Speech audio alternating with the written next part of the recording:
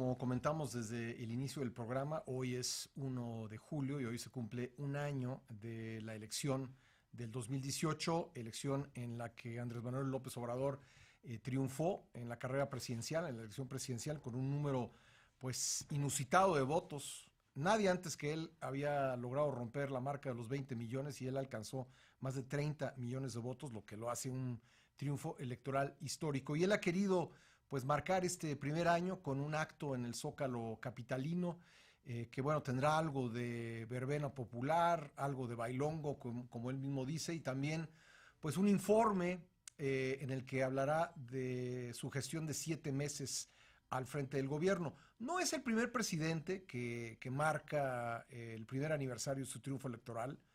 Decía yo al principio del programa que lo hizo Vicente Fox y además aprovechó que era su cumpleaños el 2 de julio de 2001 para casarse, se casó con Marta Sagún ese día, algo que fue bastante sorpresivo. Pero en todo caso, creo que vale la pena analizar lo que va a suceder hoy a partir de las 3 de la tarde en el Zócalo, y para ello me acompañan aquí en la mesa, les agradezco mucho su presencia, Edna Jaime, fundadora y directora general de México Evalúa. Edna, buenos días. Muy buenos días, Pascal. Un gusto estar aquí contigo. Gracias, muy amable. Y Eduardo Bojorquez, director general de Transparencia Mexicana. Eduardo, Muy gracias por buenos estar días, aquí. Pascal. Gracias a ti por la invitación. Bueno, ¿cómo comenzaríamos esto? ¿Hay algo que celebrar, Edna? Bueno, yo creo que hay que celebrar que nuestra democracia funciona. Yo creo que la organización de la elección es uno de los grandes transformaciones de este país y que permitió el triunfo del presidente sin sobresaltos. Claro, tuvo una mayoría de tal tamaño que era pues difícil disputar Impugnable, ¿verdad? Era difícil disputar ese resultado. Sí. Pero pues yo creo que pues debemos reconocer, Pascal, que estas alternancias son posibles porque logramos de alguna manera resolver la disputa por el poder, y lo hacemos ahora a través de medios institucionales y de un órgano electoral bastante robusto. Eso sí lo celebro y creo que todos los mexicanos deberíamos celebrarlo y también estar muy al pendientes para cuidar estos logros institucionales, ¿no? Que se mantengan. Que se mantengan, que se sigan fortaleciendo, que no se debiliten, porque creo que pues no hay mexicano que no se congratule de tener procesos pacíficos de transmisión del poder. Es importante lo que dice Edna Jaime, porque efectivamente México es el único país, o de los muy pocos países que hay en el mundo, creo que en América Latina no hay otro caso, que ha mantenido, pues en la actual era constitucional, elecciones. Cada vez que dice la Constitución que debe haber elecciones, ha habido elecciones, y creo que eso le ha dado pues un piso de estabilidad política al país, Eduardo. Sí, yo creo que lo dice muy bien Edna, hay que celebrar la democracia electoral, por lo menos. Sí. Vamos a empezar por ahí. La democracia pues de representación, porque efectivamente nuestras élites políticas se han ido renovando conforme cambian el sentir ciudadano, las preocupaciones de la gente, las corrientes de pensamiento, y lo han hecho de manera regular. Incluso ya durante la administración del presidente López Obrador ha habido procesos electorales. Hubo un duro voto de castigo en Baja California, era muy cantado, ¿no? El voto de castigo que iba a haber.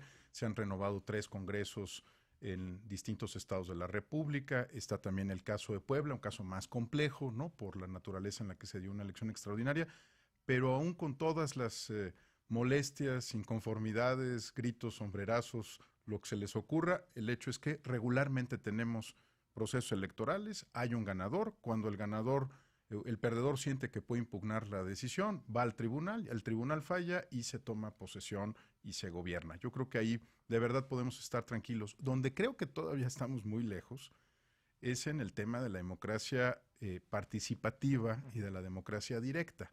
Es decir, seguimos viviendo alrededor del rito del proceso electoral y no de la participación activa y directa de los ciudadanos en el Congreso, en los aparatos de toma de decisión en el Ejecutivo. Es decir, estamos todavía muy lejos de otras modalidades democráticas que pues también son parte, ¿no? del mandato constitucional que nos hemos dado. Es decir, la gente va a las urnas cada 3 años, casi regularmente es cada 3 años, aunque con los cambios de calendario electoral ha variado, pero la gente va a votar y pues no continúa lo que debiera ser una participación, digamos, profunda, de impacto de la ciudadanía en el quehacer político nacional. Edna. Sí, yo creo que es muy importante la acotación que hace Eduardo de hablar de la democracia electoral y además que tiene todavía sus pendientes, financiamiento ilegal, etcétera. Pero hay otros aspectos de nuestra democracia que debemos mejorar, Pascal. Y creo que en esta administración, con los desafíos que está planteando el presidente López Obrador al sistema político, creo que van a quedar claros cuáles son aquellos pendientes y qué tanta fortaleza tenemos en nuestra democracia, no solamente en el electoral. ¿A qué me refiero? Si los mecanismos de control de poder con la que cuenta nuestra estructura institucional y política van a funcionar o no. Si realmente hemos construido contrapesos al poder efectivo o no, Pascal. Si van a sobrevivir y si van a poder mantenerse fuertes aún frente a algunos embates. Entiendo lo que dices porque esto es muy relevante porque nunca tenía muchísimos años. Habría que remitirnos a la etapa autoritaria del país en que un mismo partido tenía un presidente elegido con una supermayoría y además mayoría en los congresos. Tú lo que nos dices es que esta es una etapa de prueba para la democracia mexicana para ver si los contrapesos que tenemos funcionan. Así es, en lo económico y en lo político. Yo creo que en los últimos años hemos creado instituciones, tanto para controlar poder en el ámbito económico. Tenemos el Banco de México. El Banco de México surge después de abusos en el manejo macroeconómico y de nuestras crisis recurrentes. Y después hemos ido construyendo pues, pilares de una democracia que busca tener contrapesos y control al poder. Entonces tenemos el Instituto de Transparencia, tenemos, por supuesto que al Poder Judicial, el Poder Legislativo ahora con mayorías absolutas del partido del presidente, pero creo que sí vamos a poner a prueba lo que hemos construido en los últimos años. Si esto resiste, creo que habremos consolidado pues mecanismos efectivos de control de poder. Veremos en los próximos años si esto es así. Hay razones para pensar, Eduardo, que aquello que se ha construido a lo largo de los últimos 30 años, y hay que decirlo, con una participación decidida de la sociedad civil, va a poder sobrevivir en esta etapa en que volvemos a ver en el país un mismo partido político con control del Ejecutivo y del Legislativo? Mira, van a estar sujetos a una enorme presión todos estos organismos. A mí me gusta lo que dice Edna. Hay que recordar por qué se crearon, ¿no? Porque a veces los damos por sentados, ¿no? Que hay una Comisión de Derechos Humanos, un INE, un INAI, una comisión para telecomunicaciones, otra para energía. Venimos de una enorme concentración de poder, Pascal. O sea, lo que como sociedad mexicana hemos tratado de desarticular en los últimos 30 años es esta concentración unipersonal del poder, que se celebró pues mientras había régimen de partido único y nos decían los Wayne Cornelius, ¿te acuerdas? ¿No? Estos mexicanólogos que nos decían, claro, es que México es diferente, ¿no? En México puede haber concentración de poder y no pasa nada.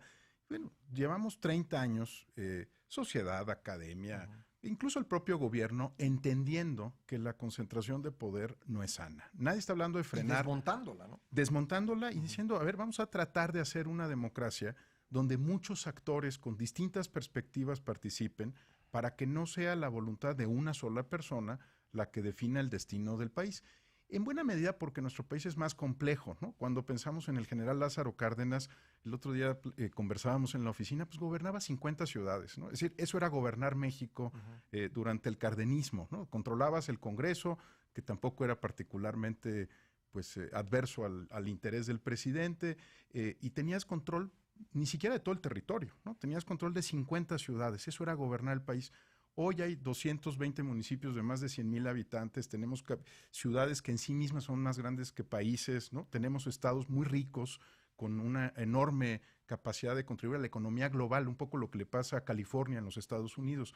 Y me parece que no hemos entendido que toda esta estructura que se ha ido creando es para que nos movamos hacia tomar mejores decisiones de política pública, de gobierno, y que no se concentre en una sola persona. Yo tengo muy, muy claro que lo que hemos buscado como sociedad alrededor de la creación de todos estos órganos es evitar lo que le pasaba al presidente López Portillo, que un día decía, no me gusta la tasa de fecundidad que me reporta el Consejo Nacional de Población, cámbienla. Oiga, pero es que la tasa de fecundidad se mide, esa es la tasa de fecundidad del país. Súbale medio punto, ¿no? Bájele medio punto. Lo mismo que se hacía con tasas de interés y con otros temas. ¿Qué tanto pueden resistir estas instituciones?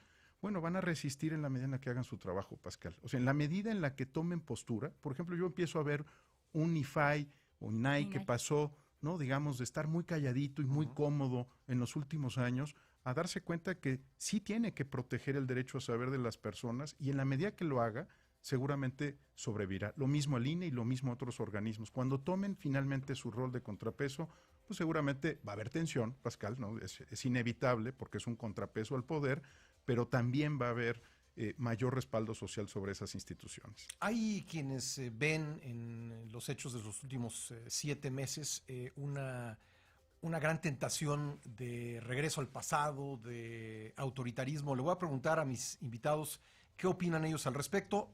Continuaremos esta conversación al regresar de la pausa. No se vaya, esta es la primera emisión de Imagen Informativa, El Encuentro con la Verdad. Ya volvemos.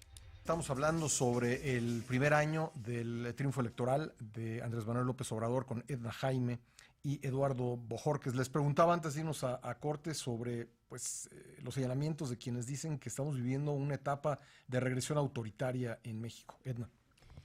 Mira, Pascal, todavía no hay una acción que nos permita afirmar que estamos desmantelando la democracia mexicana. Uh-huh.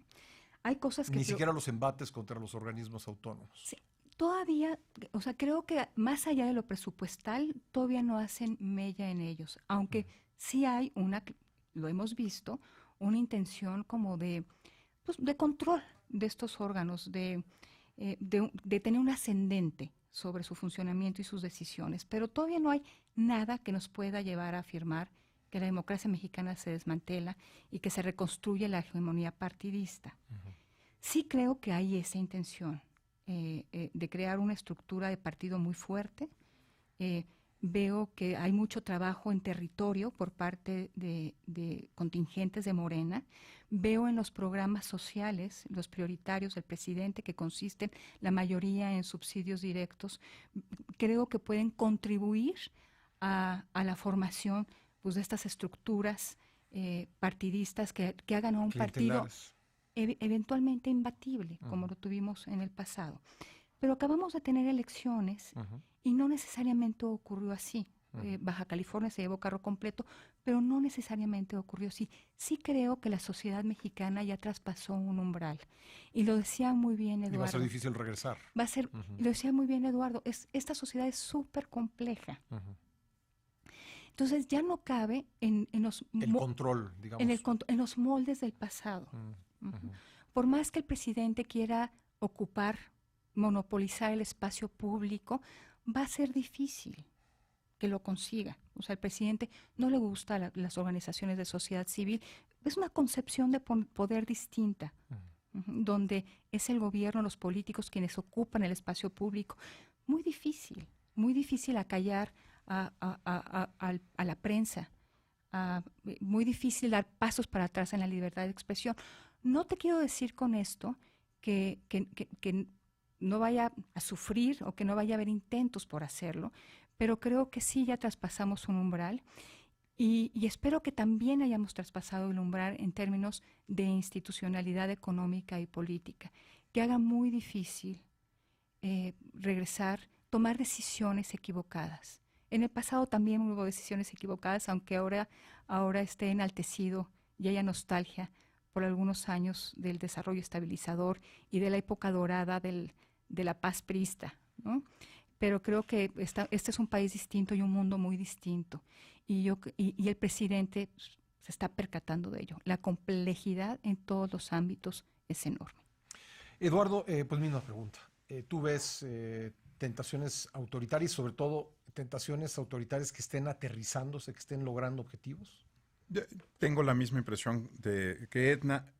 A todo presidente, digamos, le va a fascinar el poder, va a haber una tentación de acumular más poder, incluso puede ser su convicción principal. Yo creo que estamos en presencia de un presidente con una fascinación por el poder que pues ha sido manifiesta desde siempre. No estamos hablando de algo que nos sorprendiera a ninguno de nosotros. Ese es el estilo de Andrés Manuel López Obrador. Le gusta concentrar poder y le gusta ejercer el poder. hay una enorme diferencia entre ejercer el poder y ser un presidente autoritario o construir un régimen autoritario. Hay que tener las antenas bien puestas, ¿no? Evitar que algunas de las señales de que esto pudiera ocurrir se presenten, y si se presenten, también creo que hay una sociedad que ya es muy distinta a la que toleró el régimen de partido único o hegemónico que generó el PRI. Ahora, ¿cuáles son esas señales que hay que empezar a ver y que hay que tener con mucho cuidado? Sin duda, el hecho de que habíamos conseguido arrebatarle al PRI la idea de que los programas sociales y la política social servía solo para fines electorales. O sea, si hay algo que hizo la academia, la sociedad civil, durante 30 años, fue decirles, con los programas sociales no te metas, porque los programas sociales son derechos, no son concesiones gratuitas de esta administración o de la pasada, son derechos. ¿Qué otra cosa habíamos conseguido quitarle, por ejemplo, al PRI o en el caso de Acción Nacional, en los 12 años que gobernó? Bueno, que ellos no controlaran toda la agenda pública, ¿no? Si hay algo que intentaba Fox e intentó Calderón y no lograron conseguir, era determinar que solo había un tema del cual había que platicar como país. Una y otra vez, pues las redes sociales que empezaron a surgir, por ejemplo, con el presidente Calderón, él fue el primer presidente que tuvo que meterse, y digo, tuvo que meterse, porque no fue por gusto, a Twitter y a las redes sociales, pues le marcaban la pauta de otras preocupaciones sociales. Esta sociedad no se va a conformar con lo que le preocupe al presidente, ¿no? La sociedad va a tener sus propias inquietudes. Creo que otro asunto que se le había arrebatado al priismo y a esta idea de concentración de poder es que solo queríamos escuchar una voz todos los días, ¿no? La verdad es que creo que es una sociedad que prefiere que haya debate en las cámaras, que prefiere que haya discusión parlamentaria, que prefiere que haya, pues sí, estilos distintos entre el gobernador de Jalisco y el de Puebla y que haya incluso tensión en la clase política porque el poder está repartido. Entonces, creo que hay que cuidar por lo menos estos y otros signos. ¿Cuáles son las verdaderas amenazas? Yo sé que se habla mucho de Venezuela, ni modo, voy a tener que irme más lejos, y esta es la que a mí me preocupa más. Está muy lejos de México como para seguirla con frecuencia, pero estamos obligados a hacerlo. Hay dos amenazas a la democracia en el mundo que hay que tomar en cuenta por las semejanzas que puede haber con México. Una es la de Turquía, que es un país prácticamente idéntico a México en términos de tamaño de la economía, ingreso per cápita, distribución, complejidad de la sociedad. Y Erdogan, el presidente Erdogan, ha ido, por ejemplo, debilitando al Poder Judicial, debilitando al Congreso, regresando a una discusión más religiosa de la política. Se acaba de dar un revés en Estambul, ¿no? Exacto. Y concentró, y Estambul le muestra que ya Turquía no es lo que era antes, ¿no? Y el otro caso es Rusia, ¿no? Que es una federación como México, donde fueron debilitando tanto a los gobernadores. De hecho, removió a tantos gobernadores Putin como lo hizo el presidente Salinas durante su sexenio. Digamos, era un ejercicio muy duro del poder, pero al igual que Salinas, pues terminó descubriendo que no puedes concentrar y controlar todo, ¿no? Que siempre hay una variable que está fuera, en ese caso fue el zapatismo o la elección dentro de su partido. Creo que el otro problema que tenemos que estar sistemáticamente analizando es cómo se comporta el presidente con los estados de la República. No porque me gusten los gobernadores, Pascal, sino porque no es sano. Por una estructura federalista, ¿no? Eso es una estructura federal y hay que protegerla. Bueno, por último, este 1 de julio, bueno, es el primer aniversario. Difícil es saber qué pasará en los años que vienen, pero ¿perciben ustedes algún intento de que este sea el equivalente del 20 de noviembre? O por irnos a otros países del 26 de julio en Cuba o del 4 de febrero en Venezuela. Es decir, para López Obrador, este será el primer aniversario de muchos en que, pues, no sé si llamarlo nuevo Día del Presidente, pero en todo caso servirá para recordar su triunfo electoral y más que eso, el inicio de la llamada Cuarta Transformación. Pascal, yo creo que va a depender mucho de cómo le vaya al presidente. Sí, ahorita todavía tenemos un ambiente festivo, un ambiente donde él puede hablar de una victoria sin precedentes, pero los problemas ya empiezan a ser de esta administración.